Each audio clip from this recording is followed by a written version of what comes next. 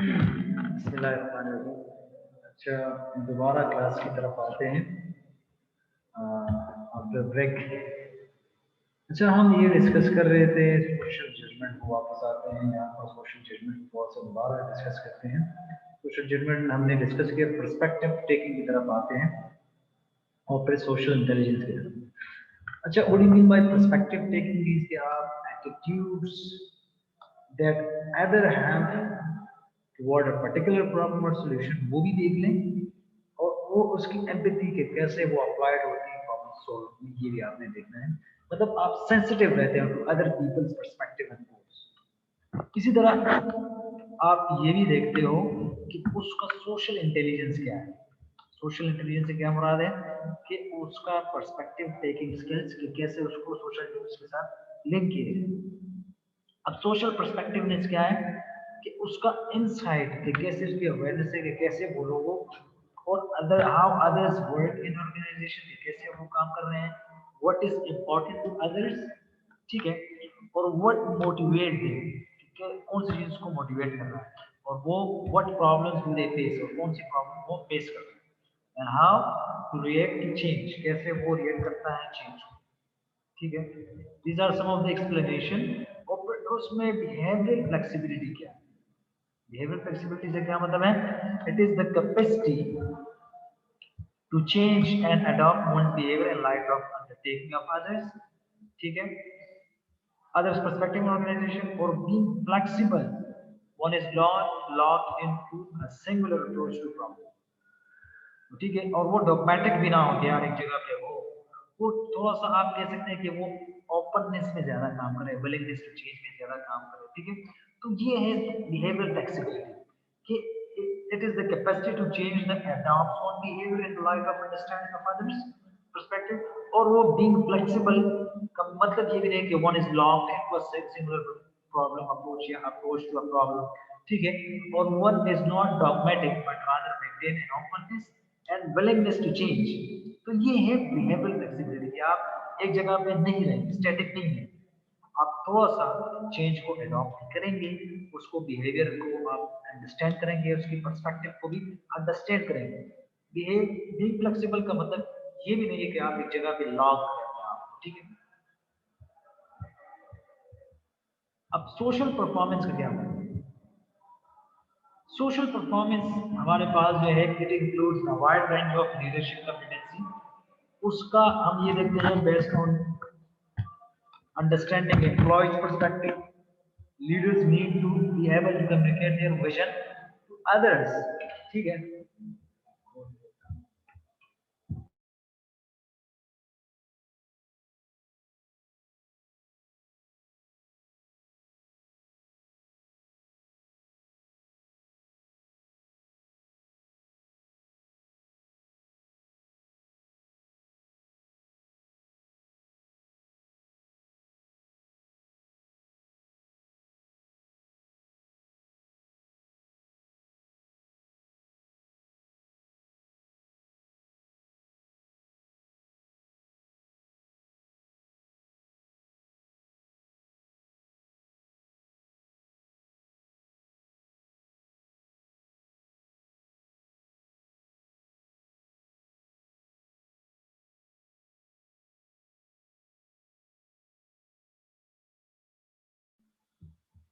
अच्छा, हमने डिस्कस किया सोशल परफॉर्मेंस। अच्छा सॉरी, हमने वहाँ उससे पहले बिहेवियर फ्लेक्सिबिलिटी को डिस्कस किया। अब आते हैं थोड़ा सा सोशल परफॉर्मेंस की तरफ कि उसमें हमारे पास wide range of leadership competencies होती हैं, और उसमें जो है base of understanding of employees हम पर्सपेक्टिव इसमें लेते हैं, फिर उसको है हम कम्युनिकेट करते हैं देयर विजन टू अदर्स कि कैसे उसका लोगों का विजन है।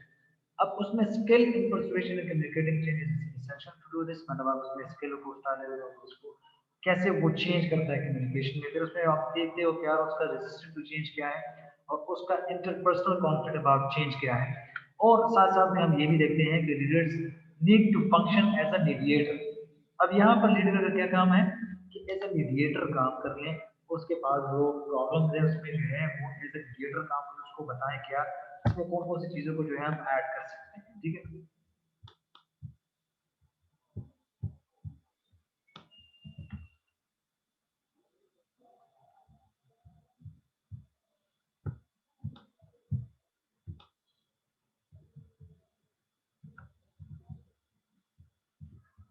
अच्छा, फिर उसके बाद आते हैं थोड़ा सा नॉलेज के बारे में आपको बता दूं।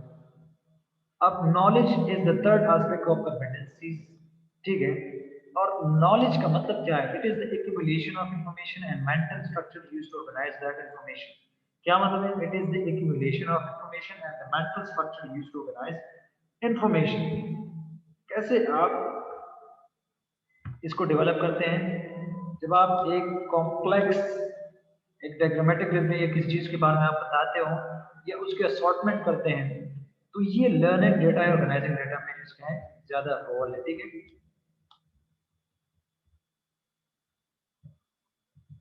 अब आते हैं थोड़ा सा इंडिविजुअल एट्रीब्यूट्स की।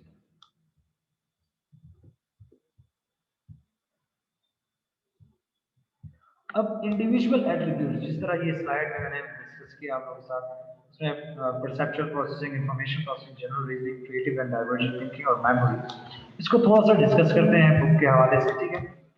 अब इंडिविजुअल एट्रीब्यूट भी हमारे पास एक अहम किरदार इसका ये होता है कि किसी तरह आप उसमें आप cognitive ability, crystallise ability, motivation और पर्सनालिटी, जिस तरह हमने डिस्कस किया, अब वो जनरल में आ गया। अब हम देखते हैं कि आप उसको थोड़ा सा कॉम्प्लेक्स प्रॉब्लम को जो है हम और ये थोड़ा सा एनालाइज कर सकें। तो जनरल कॉग्निटिव एबिलिटी में क्या होता है कि पर्सनल की इंटेलिजेंस, वो उसमें क्या क्या चीज इंक्लूड होता है आपके पास? जी, आपके पास है जनरल रीजनिंग स्किल्स, आपके पास जो है perceptual processing, creative and divergent thinking capacity, और इसी तरह मेमोरी स्किल जो है वो ज्यादा अहम किरदार है। अब जनरल कॉग्निटिव एबिलिटी का मतलब ये है कि आपके पास एक फ्लूइड इंटेलिजेंस जो आपके पास ग्रो हो रही है, एक्सपेंड हो रही है थ्रू द एडल्टहुड, मतलब आप जब आगे जा रहे हैं उम्र के साथ साथ, तो ये आपका जनरल कॉग्निटिव एबिलिटी खुद ब खुद जो है आपकी बिल्ड हो जाएगी। इसको हम फ्लूइड इंटेलिजेंस भी कहते हैं। What do you mean by this?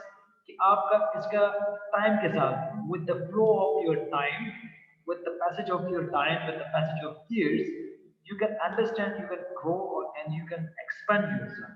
You can expand and grow with the passage of time. इसको क्या कहते हैं? General cognitive ability. इसको हम फ्लूइड इंटेलिजेंस भी कहते हैं, ठीक है। अब आते हैं थोड़ा सा क्रिस्टलाइज्ड कॉग्निटिव एबिलिटी, ठीक है। यहाँ पर मेंशन है क्रिस्टलाइज्ड एबिलिटी। इसमें कौन कौन सी चीज होती है पर्सनल इंटेलिजेंस में? परसेप्चुअल प्रोसेस, आपका कैसे वो बिहेव करते हैं किसी जगह, ये परसेप्चुअल प्रोसेस, ठीक है। इसी तरह इंफॉर्मेशन प्रोसेसिंग कैसे करते हैं, लोगों तक इंफॉर्मेशन बताना या किसी को आगाह करना किसी तरीके से, तो ये उसका एलिमेंट है। इसी तरह general reasoning, creative divergent thinking और उसकी मेमोरी। अब इसके बाद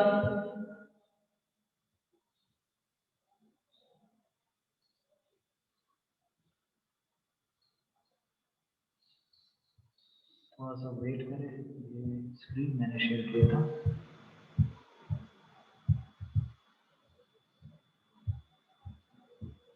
स्क्रीन पे जो भी है आता है, ठीक है। अच्छा, इसके बाद अब जनरल एबिलिटी, जिस तरह मैंने बता दिया कि फ्लूइड इंटेलिजेंस, अब क्रिस्टलाइज इंटेलिजेंस। अब इसमें क्या है कि आपकी intellectual ability, crystallise cognitive ability का क्या मतलब है कि cognitive ability is intellectual ability that is learn और एक्वायर्ड ओवर टाइम। जो आपकी कंसेप्चुअल स्किल होती है, स्टोर ऑफ नॉलेज, जो आप एक्सपीरियंस से सीखते हैं, वो आप लर्न करते हैं, इंक्रीज करते हैं कैपेबिलिटीज और लाइफ टाइम, और उसको आप लीडरशिप पोटेंशियल में डालते हैं, प्रॉब्लम सॉल्विंग स्किल में, कंसेप्चुअल एबिलिटी में डालते हैं, सोशल जजमेंट स्किल्स में डालते हैं, तो that becomes personalised cognitive ability, ठीक है। इसका क्या मैं दोबारा बताता हूँ कि आपकी वो इंटेलेक्चुअल एबिलिटी जो आप लर्न कर रहे हैं, वो अदर जो अक्वायर करते हैं ओवर टाइम, लेकिन ये एक स्टोर ऑफ नॉलेज भी है, एक्सपीरियंस आप हासिल करते हैं, आपकी कैपेसिटीज, और उसको जो है आप अपनी लीडरशिप पोटेंशियल में डालते हैं। तो इससे आप प्रॉब्लम सॉल्विंग करते हैं, कंसेप्चुअल एबिलिटी को मालूम करते हैं, सोशल जजमेंट स्किल्स का इससे आप काम लेते हैं, ठीक है। अब इसमें एक और चीज है मोटिवेशन। अब ये एक थर्ड एलिमेंट है, इसको थोड़ा सा हम आगे करते हैं। अब इसमें जो है there are three aspects: willingness, dominance and social group. अब motivation is listed as the third attribute in the model. अब इस मॉडल में क्यों है? क्योंकि ये हमें एक एक्सप्लेन करता है कि यार मोटिवेशन का लीडरशिप पे कहाँ पर इफेक्ट आ रहा है, ठीक है।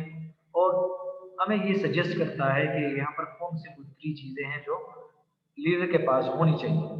वो ये है कि लीडर के पास होना चाहिए कि वो किसी तरह लीड करेगा, वो बॉन्ड्स होना चाहिए। फिर सेकंड वो क्या है कि उसके पास वो विलिंगनेस होनी चाहिए, कैसे वो एक्सप्रेस कर सकता है डोमिनेंस, ठीक है, मतलब लोग फिर उस पे वो फॉलो करते हैं ना, फिर उसके बाद इन्फ्लुएंस होना चाहिए, ठीक है, और उसमें जो है रिस्पॉन्सिबिलिटी ऑफ डोमिनेंस, कैसे वो लीडरशिप को लेता है, और सोशल गुड का क्या मतलब है, इट्स ये तो सबसे ज्यादा ब्रॉड होता है, जिसमें आप अपने आउटकम्स को देखते हैं, जिसमें आप लीडर की विलिंगनेस को देख के फिर उसकी रिस्पॉन्सिबिलिटी को उठा के फिर उसका जो है ओवरऑल ह्यूमन गुड और उसकी वैल्यू ऑफ ऑर्गेनाइजेशन देखते हो, तो फिर वो सोशल गुड में आ जाता है। लोग कहते हैं ना कि यार ये बड़ा अच्छा लीडर है, ये बड़ा अच्छा इंसान है, ये तो ये उसकी सोशल गुडनेस की वजह से है, ठीक है। और इसको अगर टुगेदर ले रहे 3 एस्पेक्ट ऑफ मोटिवेशन, तो वो पीपल जो है वो लीडर बन जाते हैं, तो उसमें विलिंगनेस हो, डोमिनेंस हो एंड सोशल गुड हो, तो वो बन जाते हैं, ठीक है। इसके बाद हमारे पास फोर्थ एक कैटेगरी है पर्सनालिटी, यहाँ पे मेंशन है personality, any characteristic that help people cope with complex organized situation is probably related to leader performance। मतलब पर्सनालिटी के क्या है कि उसकी कुछ लोगों की जो है पर्सनालिटी वो इनबॉर्न जो है वो अच्छी होती है, जिसके पास वो इननेट कैरेक्टरिस्टिक्स होती हैं जिससे वो अच्छा लीडर बन जाता है। या कुछ लोग जो होते हैं वो बहुत बड़े अच्छे तरीके से पेश आते हैं, उसका जो तरीका होता है वो पर्सनालिटी वो साथ साथ वक्त के साथ साथ भी बढ़ जाता है। लेकिन कुछ लोगों के पास जो इननेट कैरेक्टरिस्टिक होती है जिससे वो उसकी पर्सनालिटी को वो बूस्ट किया जाता है, ठीक है। अब थोड़ा सा इसको आगे डिस्कस करते हैं हम यहाँ पर। अब पर्सनालिटी हमारे पास फोर्थ वो इंडिविजुअल एट्रीब्यूट है स्किल मॉडल में, जो हमें बताता है कि किस तरह वो इफेक्ट करता है डेवलपमेंट ऑफ लीडरशिप स्किल्स में, और उसमें ओपननेस, टॉलरेंस, एम्बिग्युइटी और क्यूरियोसिटी जो है लीडर्स की मोटिवेशन को, वो आपकी ऑर्गेनाइजेशन को प्रॉब्लम को सॉल्व करता है, ठीक है। और उसमें आप कॉन्फिडेंस को भी देखते हैं, उसकी अडॉप्टेबिलिटी को भी देखते हैं कि कैसे वो लीडरशिप की परफॉर्मेंस को इंप्रूव करता है। क्यों दोबारा बताता हूँ, पर्सनालिटी हमारे पास फोर्थ इंडिविजुअल एट्रीब्यूट है इसके लिए, जिसमें हम देखते हैं कि यार उसकी पर्सनालिटी का इम्पैक्ट कहाँ पर आ रहा है और वो लीडरशिप स्किल्स को कैसे इंक्रीज करना है, और उसमें कौन कौन सी चीजें ओपननेस, टॉलरेंस, एबिक्विटी और क्यूरियोसिटी कैसे वो लीडरशिप मोटिवेशन को बनाता है और कैसे वो ऑर्गेनाइजेशन प्रॉब्लम को सॉल्व करता है, ठीक है। अब इसमें जो है हमारे पास कॉन्फिडेंस, एडेप्टेबिलिटी, जिसमें आप लीडरशिप परफॉर्मेंस को भी इंप्रूव किया जाता है, ठीक है। अब उसमें लीडरशिप के आउटकम्स क्या है, अब आते हैं थोड़ा सा लीडरशिप आउटकम्स। इसमें तो एक है प्रॉब्लम सॉल्विंग, जिसमें आप मैंने बता दिया originality and quality of solution, of solution to problem solutions, और good problem solving involves creating solutions that are logical, effective, unique, go beyond given information. और इसमें परफॉर्मेंस को भी देखते हैं कि degree to which leader has successfully perform his her assigned duties, तो इसको यहाँ पर डिस्कस करते हैं। अब इफेक्टिव प्रॉब्लम सॉल्विंग मॉडल में, ठीक है, लर्निंग जब हम करते हैं, लर्निंग लीडरशिप आउटकम में, तो उसमें हमारे पास जो है लीडरशिप की कॉम्पिटेंसी को हम देखते हैं, उसमें फिर सोशल जजमेंट स्किल और उसका नॉलेज को भी हम देखते हैं कि कैसे वो उसकी कॉम्पिटेंसी को इंक्रीज किया जाता है और उसके ओवरऑल परफॉर्मेंस को कैसे इंक्रीज किया जाता है। तो यहाँ पर सबसे पहले हमारे पास है इफेक्टिव प्रॉब्लम सॉल्व। जिस तरह हमने पहले डिस्कस किया कि स्किल बेस्ड मॉडल में हम कैपेबिलिटी मॉडल को देखते हैं, उसमें हम ये देखते हैं कि उसकी प्रॉब्लम को कैसे सॉल्व किया जाता है, और इसमें हम की स्टोन्स को भी देखते हैं कि स्किल्स के अप्रोच में कौन कौन सी चीज़ों को ज़्यादा हम तरजीह देते हैं, और क्राइटेरिया क्या होता है कि हम कैसे उस डिटरमिन करें ओरिजिनलिटी को, और उसमें क्वालिटी ऑफ एक्सप्रेस सोल्यूशन हमें बता दें, ठीक है।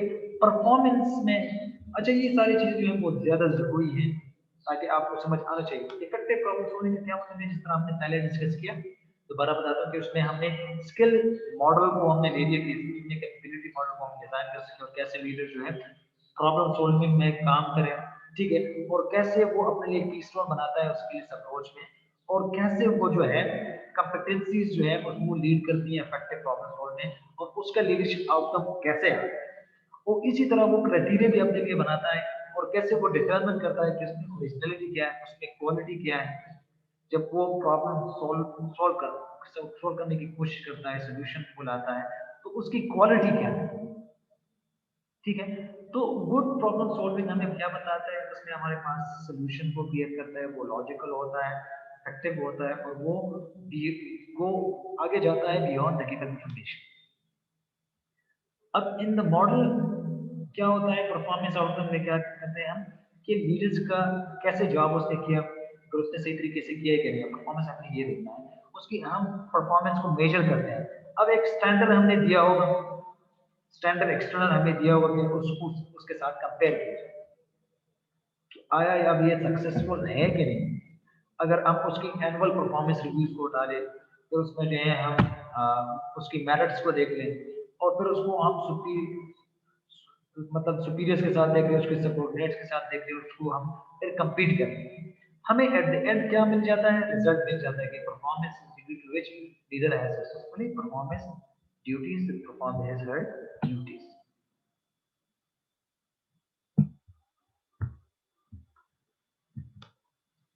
अब आते हैं थोड़ा सा कैरियर एक्सपीरियंस को हम डिस्कस करते हैं।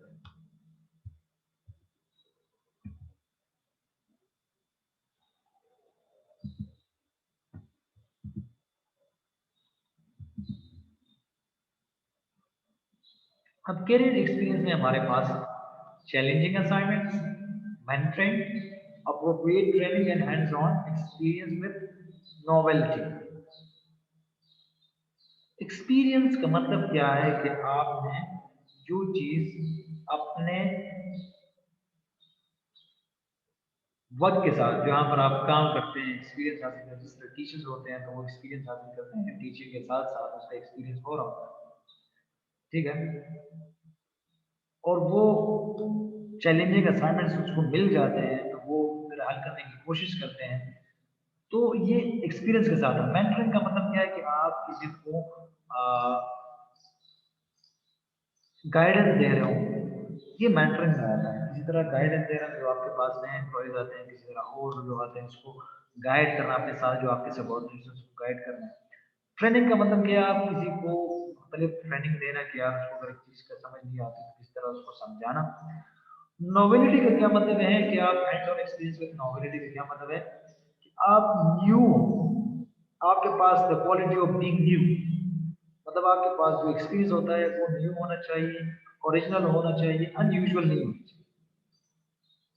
ठीक है, थोड़ा सा इसको बुक में देखते हैं, थोड़ा सा डिस्कस करते हैं हम लोगों के साथ। Career experience have an impact on characteristics and competencies on leaders. ये हमें बताता है कि कैसे एक्वायर होता है experience in the course of leaders career influence, और कैसे उसका नॉलेज स्किल जो है हम सोल्व करते हैं कम्प्लेक्स प्रॉब्लम में, और कैसे हम पॉइंटेड आउट करते हैं कि लीडर्स कैसे हेल्प करता है जॉब असाइनमेंट में, मेंटरिंग में, अप्रोप्रिएट ट्रेनिंग में, हैंड असाइनमेंट में, और कैसे वो अपने अनयूजुअल प्रॉब्लम्स की हेल्प करता है। ठीक है, तो ये आप देख सकते हैं यहाँ इस मॉडल में, स्किल बेस्ड मॉडल में या स्किल्स मॉडल ऑफ लीडरशिप में, तो इंडिविजुअल एट्रीब्यूट्स, कंपेटेंसीज, लीडरशिप आउटकम्स इसी तरह होता है। और आपका कैरियर एक्सपीरियंस कहाँ पर शुमार होते हैं, इंडिविजुअल एट्रीब्यूट और कंपेटेंसी में आपका कैरियर एक्सपीरियंस आ जाता है। इसके बाद हमारे पास आ जाता है एनवायरमेंटल इन्फ्लुएंसेस। क्या आ जाता है, एनवायरमेंटल इन्फ्लुएंस के उसका वहां पर क्या वो है। अब इसमें आप देख सकते हैं कि leaders learn and develop higher levels of conceptual capacity have they progressively confront more complex and long-term problems as they are ascend the organization। जितना वो कॉम्प्लेक्स प्रॉब्लम को देखेगा उतना उसको जो है ज्यादा एक्सपीरियंस होता जाएगा, और उतना वो ऑर्गेनाइजेशन मजबूत कर सकता है और वो आगे जा सकता है। ठीक है, अब आते हैं थोड़ा सा एनवायरमेंटल इन्फ्लुएंस को देखने।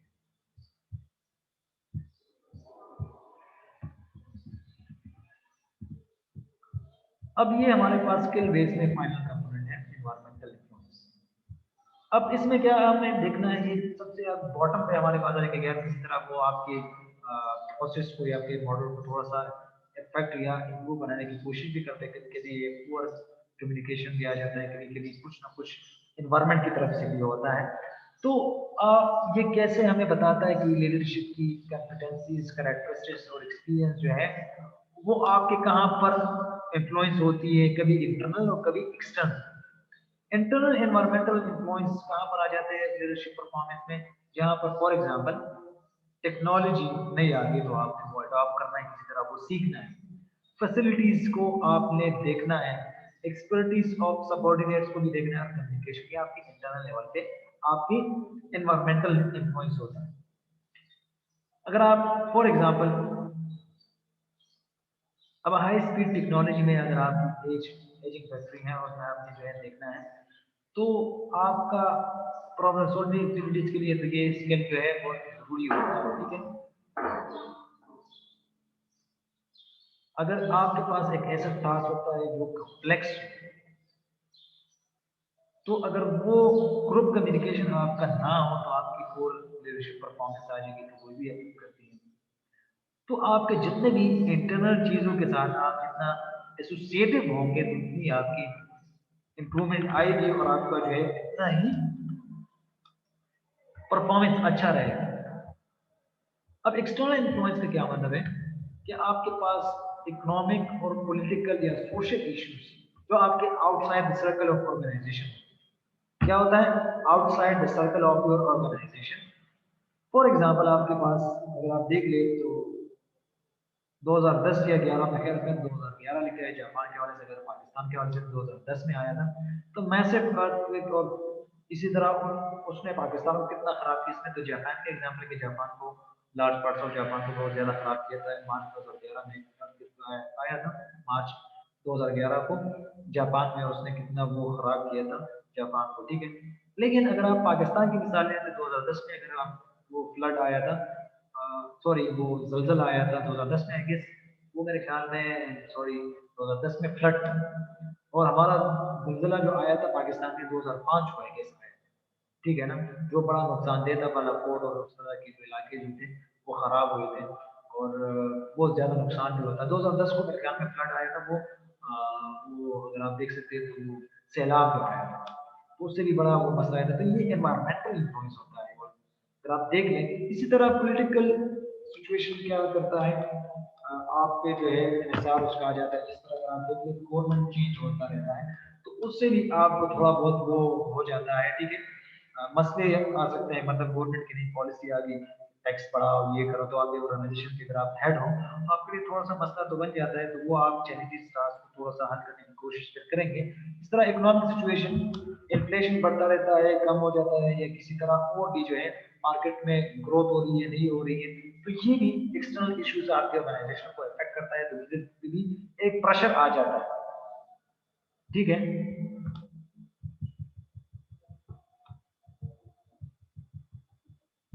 अब इसमें कुछ चीजें जो है ये जरा देखते हैं,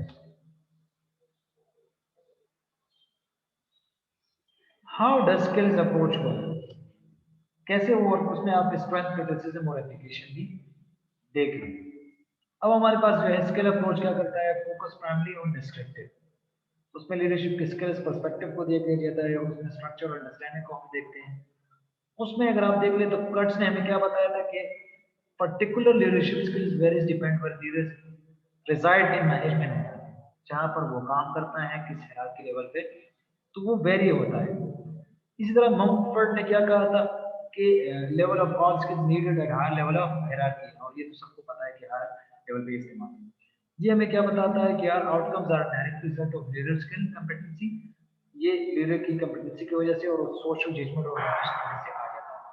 अब इसमें ये स्ट्रेंथ, स्ट्रेंथ क्या है, स्ट्रेंथ ये है कि first approach to conceptualise and create structure of the first of leadership around skills, structure बन जाता है, और फिर हमें ये डिस्क्राइब करता है कि उसके पास अ, वो स्किल्स हैं जो लीडरशिप वो अवेलेबल कर सके तो एवरीवन। और फिर उसके बाद जो एक्सपेंसिव व्यू होता है, मतलब ज्यादा एक्सपैंड होता है, जिसमें आपके पास वैरायटी ऑफ कंपोनेंट्स आ जाती हैं, प्रॉब्लम सॉल्विंग, सोशल जजमेंट, वैसी तरह स्किल जो है आपके पास आ जाती है। फिर उसमें स्ट्रक्चर कंसिस्टेंट होता है लीडरशिप और एजुकेशन प्रोग्राम्स के साथ कंसिस्टेंट। अब इसमें क्रिटिसिज्म क्या है, क्रिटिसिज्म ये है कि breadth of skills approach appears to be extend beyond the boundaries of leadership, मतलब उसकी ब्रीथ जो है वो ज्यादा हो जाती है और वो एक्सटेंड होता है beyond the boundaries of leadership, और ये ज़्यादा जनरल होता है, प्रिसाइज नहीं होता, और ये वीक भी होता है। कह रहे हैं क्रिटिसिज्म जो लोगों ने किया, क्रिटिसिज्म प्रोडक्टिव वीक होता है, और हमें ये स्किल जो है वो इफेक्टिव लीडरशिप परफॉर्मेंस की तरफ नहीं बताते कि कैसे होता है। और उसमें इंडिविजुअल एट्रीब्यूट्स वो ट्रेट लाइक होती हैं, उसकी इंडिविजुअल एट्रीब्यूट्स ट्रेट लाइक होती हैं, और उसमें एप्लीकेशन कैसे इस्तेमाल करते हैं। अब the skills approach provides a way to delineate the skill of a leader. अब ये हमें बताता है कि यार स्किल ऑफ लीडर को डिलाइनेट किया जाता है, डिलाइनेट द स्किल ऑफ लीडर, और ये कहाँ पर एप्लीकेबल होता है, ऑल लेवल पर एप्लीकेबल होता है विद इन ऑर्गेनाइजेशन।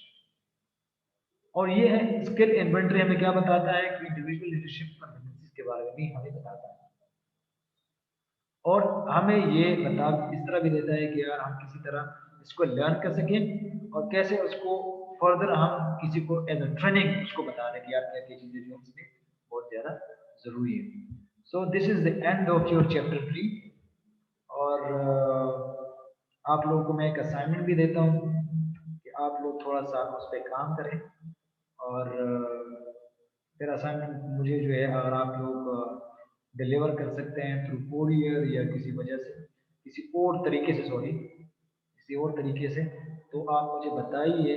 शॉर्ट में थोड़ा सा वो रहेगा, अच्छा रहेगा, लेकिन अगर आप डिलीवर कर सकते हैं, क्योंकि आप लोग की फिजिकल क्लासेस भी स्टार्ट होने वाली है, आप कर सकते हैं, तो फिर फिजिकली आप लाएं या आप इस तरह डिलीवर कर सकें तो अच्छा रहेगा, ठीक है।